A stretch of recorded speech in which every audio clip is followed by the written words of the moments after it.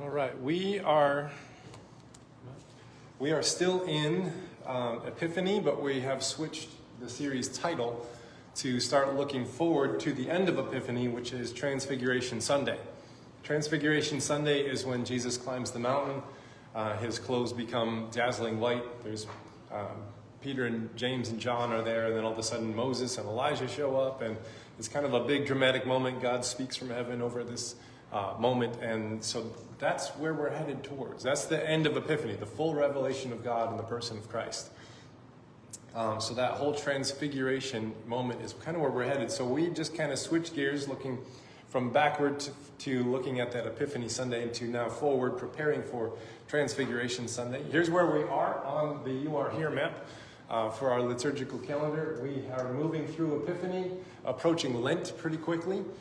So it's going to be Punchki Tuesday, faster than you can think of. And it's coming here. But we are towards the back end of Epiphany now, and it ends with Transfiguration Sunday.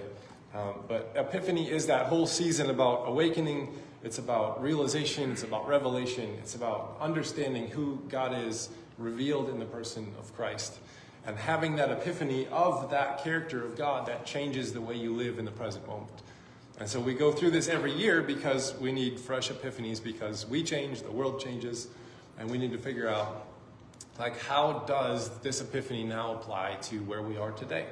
So that's why these seasons are cyclical like this, because they're really helpful to revisit them over and over and over again. So today we're talking about Jesus going fishing. And I have all these fond memories in my brain of going fishing with my dad when I was little. Maybe you have some fond memories, but I would wake up before the sun, and I never did that. Never woke up before the sun when I was little. And we would get in the car, and then we'd stop at McDonald's, and we'd get McDonald's breakfast, which I was always closed before I got there. So it was the only time I ever got McDonald's breakfast. And they had like that styrofoam plate with all the pancakes on it. Remember that stuff? I don't know if they still do that. But that styrofoam plate, and I would be eating my McDonald's on the way to Proud Lake Recreation Area. And then it would be something that looked like this. We would watch the sunrise, and we would just fish right off the shore. We didn't have a boat or anything fancy or nothing. And we would just sit there all day, and we would go fishing. And then we'd get home, and sometimes we had fish. Sometimes we didn't. Sometimes it was kind of like you throw it in the water, and then you're pulling out a fish. You throw it in the water, you're pulling out a fish. And sometimes it was just more of like staring at your bobber, nothing's happening. Now here's some of the gear that I used when I was a kid.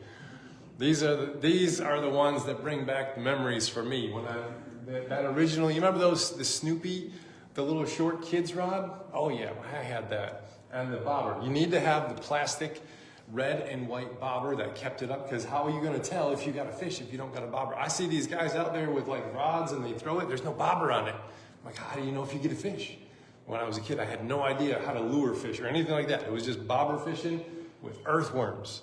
And the earthworms were either bought at a gas station, or we would empty out some of our pool in our backyard into the dirt and then watch the worms come up, and then we would gather them up and put them in a little carton and take them with us. Either one. We did either way. And we had this huge plastic tackle box. Remember the big plastic tackle box? You open that thing up, and then it just shows you all the lures that you're not going to use that day. And I remember looking in there, and I'm like, I don't know what any of these do. Like, I just need a bobber and a sinker. You need to have those lead sinkers that you bit down on the thing, and then you got lead poisoning. But it took the worm down to the bottom for you. And then the bobber kept it up at the top. And I remember looking in my dad's fishing box, his tackle box, thinking, man, I don't know what any of this stuff is for. Just give me a worm and my bobber and my Snoopy rod, and we're going to go out and we're fishing. And so in my mind, like, this is what fishing like conjures up for me. It's like Jesus is out fishing with the disciples. And I'm thinking, man, it's either good for like the outdoorsman Sunday, or it's good for Sunday school, because it has animals in it. And if there's ever a Bible story with animals in it, it finds its way into like in the Sunday school room. Even the flood. I don't know how we like decorated nurseries for ages in the flood story. I don't know if you've read that story. It probably does not need to be in an infant's room, but hey, just saying. It's a little bit more violent. But there's one animal story that never makes it into any of the Sunday school curriculum, and we don't know what to do with it. And that's when Elisha, the prophet in 2 Kings, is walking, and these teenagers come out and start making fun of him for being bald. And then he says, "Oh, may the curse of God come upon you because he made fun of me for being bald." And then a wild bear comes out and takes out all the kids.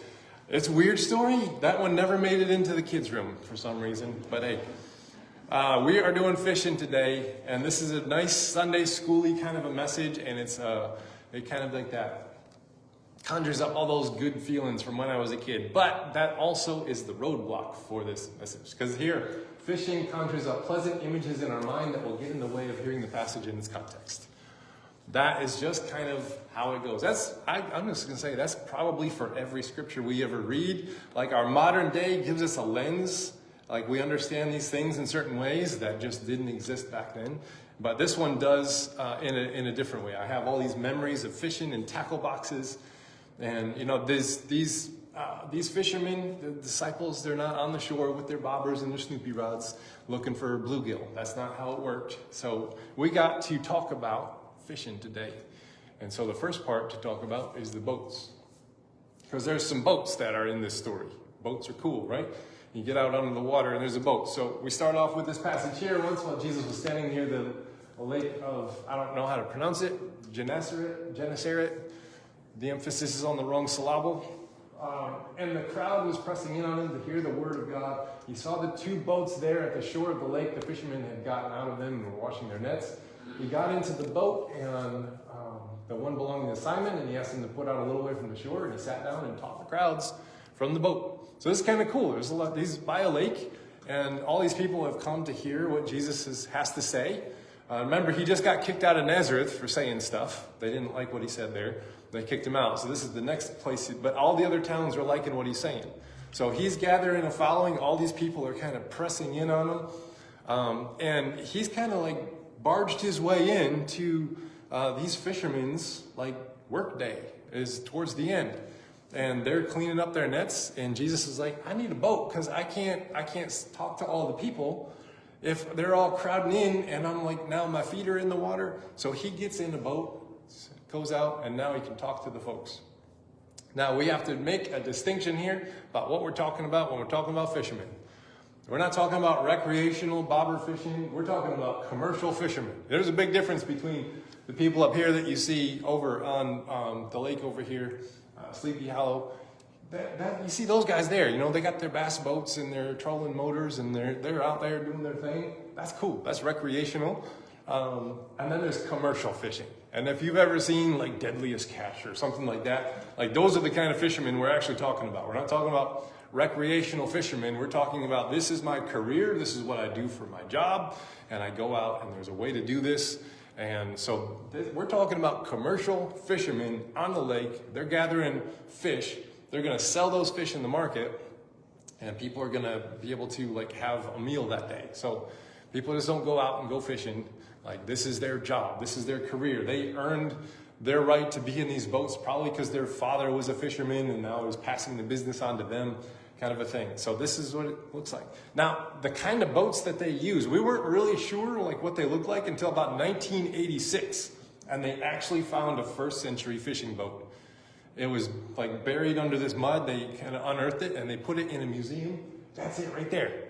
That's an actual, I mean, it's in rough shape. I don't think we're going to take that out on the water and find some largemouth bass with this guy anymore. But in 1986, archaeologists uncovered this first century Galilean fishing boat. Now it's 27 feet long, 7.5 feet wide, and 4 feet tall. So that's a pretty good sized boat, right? Here's a picture of it when it would have been like in its prime. We got a sail, we got a mast, we got some oars, we got a rudder, we got it's like the size of a large camper. That's about how big it is. It's a good sized boat, 27 feet long. And so that's what they do. This is the boat that Jesus gets in, and he goes out onto the water to give the word of God to the people. Now remember, the Bible doesn't exist yet in the way that we have it, so the word of God is not like giving a sermon or something. He's telling them the word that God has for them that day. And we know what that content is. He said it in Nazareth, and they kind of kicked him out for it. But what was really interesting is that this passage does not cover the content of what Jesus said. Did you notice that? He gets up and he teaches, and all the people are like, this guy's cool. And then he gets done teaching, but it never recorded what he said. That's really interesting. Do you think the words of Jesus might be important? You think they would be like, maybe we better write this down. Like, this is the Messiah. We've been waiting for this guy for a long time. Maybe we better write down what he's saying. So they did do that in some areas, but there's something else going on here. It's not so much of the content of what he's saying that is important for us in this passage, but we need to know how he's saying it. He made a shift in posture from standing on the shore to sitting on the water. And that's what we're supposed to take note of. He's in a boat, technically. He's not like standing on the water, but he's in the boat, standing there. We got to know, like, the sea has some, like, there in the sea, there's a big lake, they call it the sea. It has a lot of hyperlinks to Old Testament passages. And if we want to know what Jesus is saying with his actions, because the words aren't there, so we have to figure out what his actions mean, then we have to know those hyperlinks that connect this story back with some Old Testament things. It goes all the way back from Genesis 1 in the biblical narratives. Water was seen as the enemy of God. Water was the enemy of God. It was the chaotic waters that were over the face of the deep. The Spirit of God hovered over the face of the chaotic waters. Everything was null and void and chaos. And then God starts speaking and bringing order to chaos. That's Genesis 1, kind of a poetic language for, like, things don't work when they're in chaos, do they? We need things to be ordered, and we need things to be set up properly so that they function well. If you've ever entered into chaos, you know that it's not fun. Now, if your food supply relied upon things not being chaotic, it'd be a little bit more important to you than it probably is for modern day folks. But in the ancient folks, they relied upon seasons, cyclical seasons. This is when we plant. This is when we harvest. This is when we, like, they had a whole way that they lived, and if they diverted it, it threatened their lives. And so ancient people relied upon the order of the stars moving in certain, ways. And if a comet showed up in the sky, everyone lost their minds because it was not what was expected. Everything is supposed to move in a certain pattern, and then these stars are supposed to be here during this time of the year and here and this time of the year, and then all of a sudden a big bright comet shows up, and everyone says destruction is about to happen because chaos has been introduced into our ordered system. This never bodes well. So the chaotic waters that God is kind of hovering over at the moment of creation in this poem in Genesis 1, and then speaks order. Like, we need animals, we need land, we need water, we need air, we need sun, we need moon, we need days, we need seasons, we need cycles, all this kind of stuff. God speaks order to the chaos, and then everything's good. Now, you notice that this story, this part of Genesis, ends in the story of Noah. And that is when the chaotic waters then rush back in and kind of like have the destruction moment.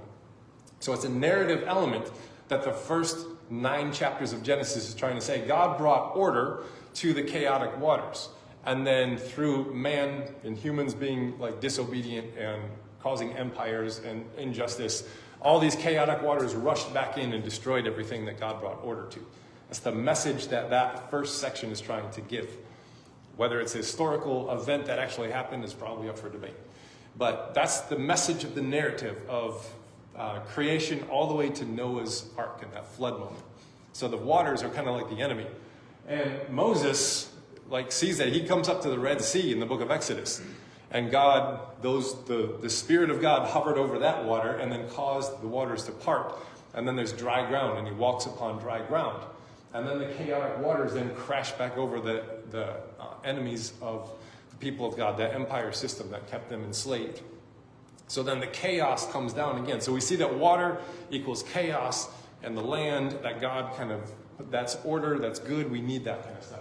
So that's in the story of Moses. Then in the Psalms, we have interesting things, like God's triumph over the chaotic waters. And then there's this sea monster called Leviathan. That's really cool. The sea monster Leviathan, he's in the Psalms because the sea was like this haunted place. People that had no idea. Like, we've explored a lot of the sea, right? A lot of it. but there's still, I think, 90% of the ocean that we haven't explored yet. They didn't even explore 1%. They didn't have like goggles and scuba gear and submarines. They didn't know what was down there. So they knew that if you fell in, like, you're a goner. And there's probably monsters down there, and there's probably dead things down there. And you can actually see that in the story of Jonah, where Jonah is swallowed by this huge whale, and then he takes him down to the foundations of the earth, kind of a thing. And that's the place of the dead. So it's supposed to be like this death resurrection of Jonah, where he goes down to the place of the dead. Because they actually thought when you died, like, that's where things are. And they didn't like the sea. They didn't like the waters. There was kind of like an eerie spookiness to the waters. So to be a fisherman means that you have a lot of courage, because people just don't go and swim in the water and do all this kind of stuff. They maybe get up to their knees or their ankles or something, but not deeper. We're not going out into the deep. We're not going to storms happen. Sea monsters are out there. It's kind of like when you're a kid and you walk by that house. You remember that house? That creepy house? Wherever it was, there was a creepy house on my block, and I was just absolutely certain the thing was haunted, because it just gave me the shivers every time I walked by it. Like, ooh, I don't want to go into that house. Never went in the house. I don't know if it was or not. So like that, or like walking by a graveyard, right? Like, ooh, it's kind of scary at night where the sun is set and it's starting to get darker and you're in the midst of a graveyard. You start getting that uneasy feeling, right? Same thing for them if they're like in the water. They're out in the water. They got like this, something gonna grab my leg. Maybe y'all still feel that right now, because there's lots of dangerous things in the ocean, and they could like sting you or bite you or grapple with you. I don't know. But we even have that now. So we have all of these like fears. Water represented that fearful unknown. We don't know what's over there. Chaotic elements. So what are we going to pull from this idea here? Jesus went from standing on shore to sitting on the boat. Okay, take note. There was no teaching content that Luke records. So we should then say that the emphasis should be on that standing to sitting posture. So the posture change is making the statement that we need to pay attention to. Now remember, when a rabbi sits down, that's when they claim a seat of authority that they're about to teach something really good. Standing, there's not an authority placed there. But when they says that they sat down, they're like, okay, he's about to say something. Mike's about to drop, kind of a moment. You have to pay attention when he sits down. So what is he? He just went to standing to seated, but he's in a boat on the chaos of the waters that everyone thinks is creepy. Here's the thing. Jesus is claiming authority over the unseen chaotic powers that we fear that are about to rush in and destroy our life. That's what they think water is. Water was symbolic of that chaos, that unseen force. That's like, there's monsters in the water, there's gods in the sky, and if we don't keep everybody happy, then everything's going to rush in and destroy us. And we thought that as a kid. You remember, I used to sleep, I could not have my neck exposed when I slept as a kid, because vampires, they might bite my neck in the middle of the night. So I got this armor that was called my blanket. I ain't gonna be able to get through that. Right? I could not have my foot leaning off the side of the bed, because there was obviously a monster under my bed that would reach up and grab my foot and like drag me under to the underworld, and I'd be dead forever. Like, we know what this is, right? We know what the sea represents, this stuff, that unknown, scary, like what would happen if kind of a thing. Guess what? Those fears that you had when you were a little kid, they kind of get more sophisticated names when you grow up. But it's still the unknown chaos stuff that we're not quite sure. Is it going to be okay? Are things going to turn out all right? We have different names for it now. It's not the monster under the bed or the Leviathan in the sea. Now we have things like tragedy and suffering, economic hardship, political insecurity, relational turmoil, the unknown and uncertain future. All the things that we feared from childhood in the dark, grown up with more sophisticated names, are all enveloped in the love and power of God. This is just from Jesus sitting on the boat. Like, this is what they're trying to tell us. The chaos of the waters, the things that creep us out, the things that we cannot be sure of, that we're thinking are about to rush in and destroy our life, and chaos, and oh my gosh, it's going to be horrible. All those things, Jesus is saying, I'm claiming authority over those things just by sitting on the water. Now, that doesn't mean that we have absolutely no responsibility to try and aim our society in a just manner, because we do. It does not mean that God will step in and just fix everything that we mess up. That's not true, because we know that it hasn't happened yet. What it means is that Jesus is saying, the way that I am living my life, The way that I'm showing you how to love one another and love your enemies and love the people who are not like you and be inclusive of those that you think are on the outside, those are the tools that can conquer these things. I have ordained the tools of love and justice and inclusion and mercy. I have ordained those things to be the things that can actually deal with the chaotic waters. That takes faith to do that. And this is what Jesus is asking of his disciples. Well, they're about to be his disciples. He's saying, I am claiming authority over all of this insecurity and fears and things that are about to rush in. And I'm going to show you, I'm going to give you the tools with which to combat this stuff. And you can do it through this manner of love that I'm going to show you. Now, they're not going to get it. It's going to take them until the end of the book of Acts for it to sink in. Oh, this is what he meant. Okay, now we get it. Now we get it. It's going to take them a long time. They still think at this moment that the Messiah is going to come and lead a military rebellion against the government of Rome and establish themselves as the global superpower, which the whole world will then come and bow before them. That's their expectation of the Messiah at this time. There's writings at this time that spell that out, and it's kind of gross.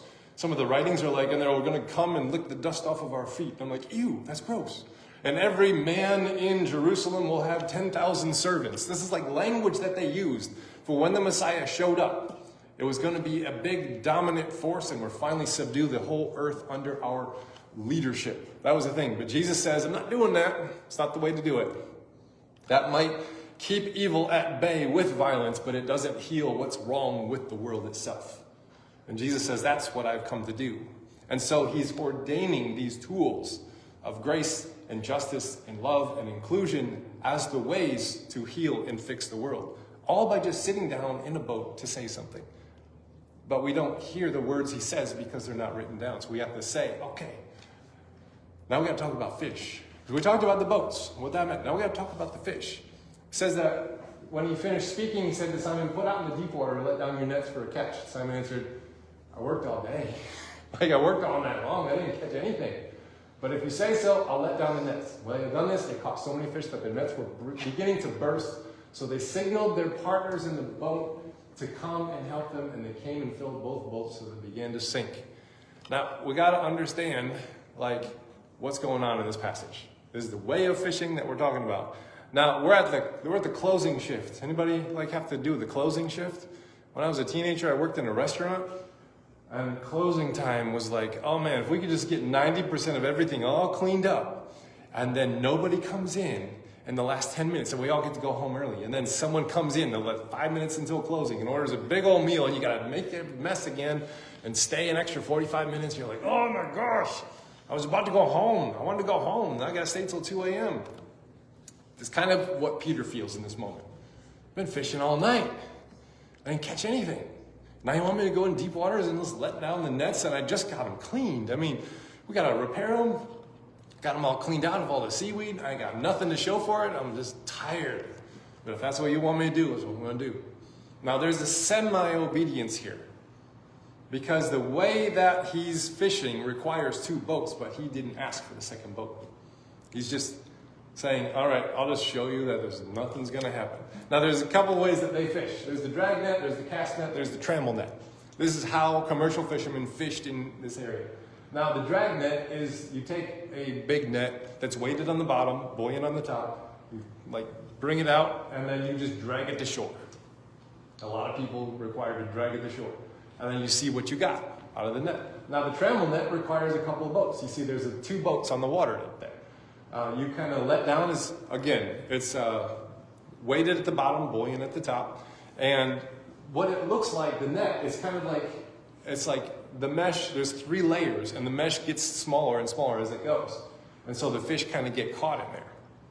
So the trammel net, you kind of make a big circle, and then you call in your second boat, and they'll help you haul the fish in. Because it takes, you just kind of haul it in, then you haul it into the boat. Usually you don't catch a whole lot of fish that way, but they did. So this is the trammel nets here. Layers decreasing in mesh size. It's weighted at the bottom, buoyant at the top. Used at night so fish couldn't see them. This method of fishing was done at night.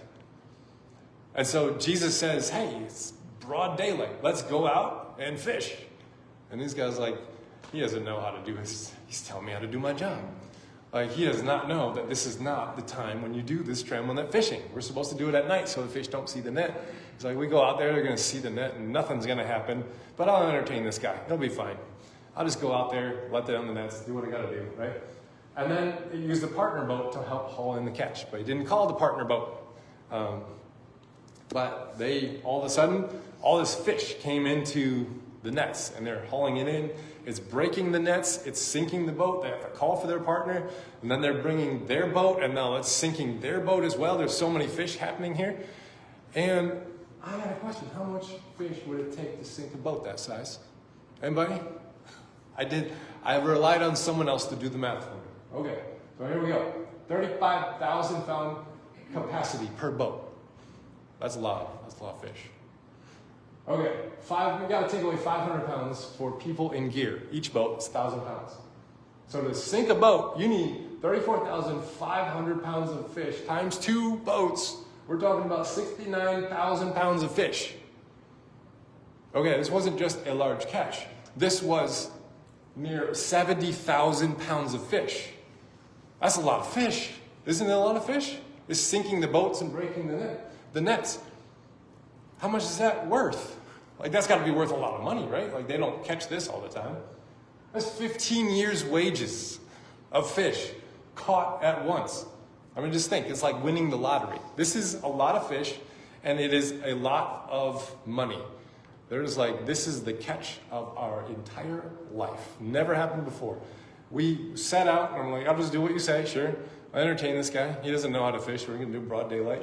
Now all of a sudden, it's like, whoa. Our boat's sinking.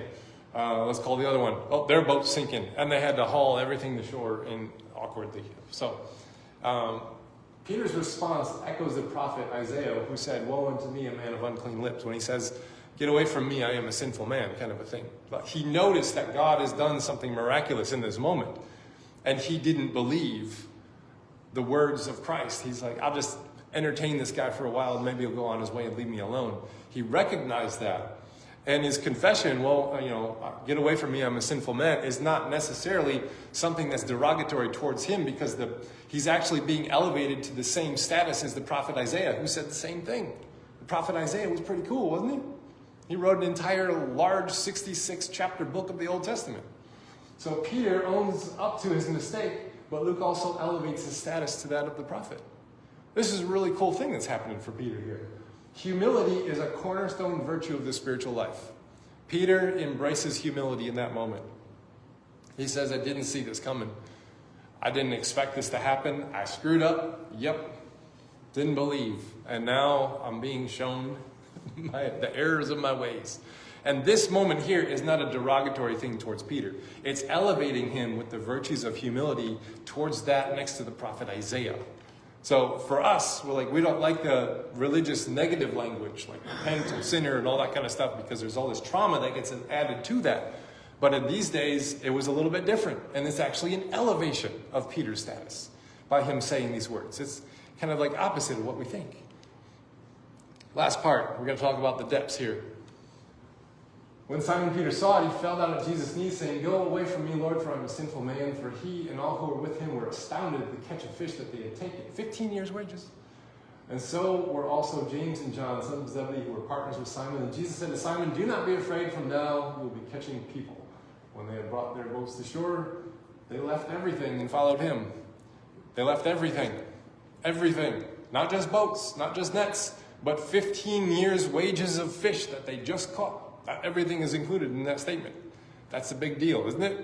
15 years worth of wages. They're like, we're following you. Fishing for people. So then Jesus hands them a bunch of gospel tracts and says, go and hand these out to people in a very awkward manner. No, he doesn't say that. That's not what they do, right? Fishing for people. It's an Old Testament phrase. What is it about this phrase that compels them to leave behind everything, including the 15 years wages of the catch? What is it about that phrase that they're like, I'm in? Absolutely. From now on, you're going to fish for people. And it's not the gospel tracts. It's not any of those. There's something about this phrase that captures his attention and says, man, count me in. And it is out of Jeremiah 16. Jeremiah 16 God says this passage here, I will bring them back to the land which I gave their fathers. Look, I will send many fishermen, says the Lord, to catch them. To you the nations will come from the ends of the earth. So there is this promise that the Messiah is going to restore the earth and restore the people of God. They have a twist on that. That means that they think it's going to be a dominant political position and the whole world's going to come to them as their slaves. That's not what Jesus actually is going to teach or embrace or promote. But this in their minds, they're like, wait, you're telling us that that thing that Jeremiah talked about is about to happen?